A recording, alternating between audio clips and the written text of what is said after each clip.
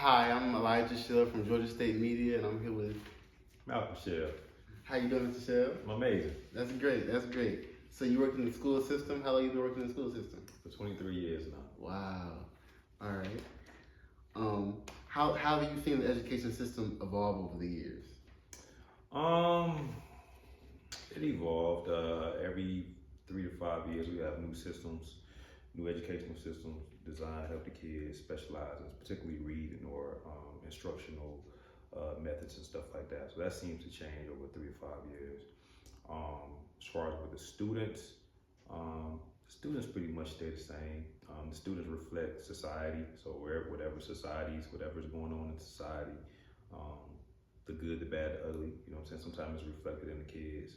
But for the most part, kids are kids, you know, so that's kind of what I noticed. How have you evolved over the years? Great question. Thank you. How I evolved over the years, just adding knowledge, learning things. Like in education, like in anything, you gotta have your own toolbox. So you learn things as you go. So just learning how to deal with just different things, different scenarios, different kids, different needs, instructional methods, things that might work, things that might need fine tuning, my temperament on certain things, things to kind of react to quickly, things to not to react to more quickly.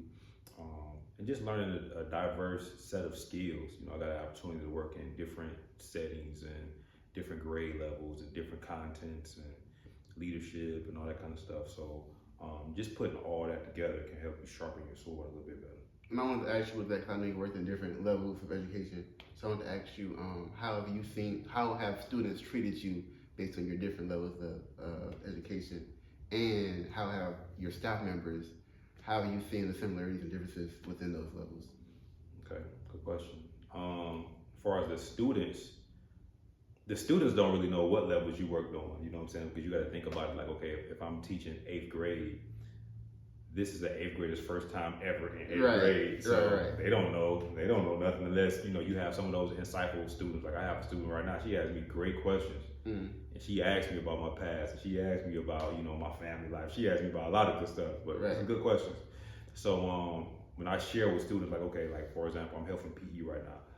When I tell them that I haven't been I've done different things, and that interests them. So they want to know, okay, that's cool. How was that? And I just had this conversation yesterday about special ed. You know, they said, okay, you did that. All right, so this one kid was like, oh, you talk to kids who be throwing up gang signs? I said, no, it's not throwing up gang signs. But it gave it a teachable moment where I was like, okay, man, special education, you got different levels of special education. You might have mildly intellectually disabled, but then you got kids who might just be emotionally behavior, and it might not be nothing academic. So that was a teachable moment. And so I guess it kind of expands their mind. As far as the staff and my coworkers, my close proximity colleagues, it just helps them see me in a different light, and it gives me a different angle, because a lot of them are trying to do different things. They're trying to go into leadership.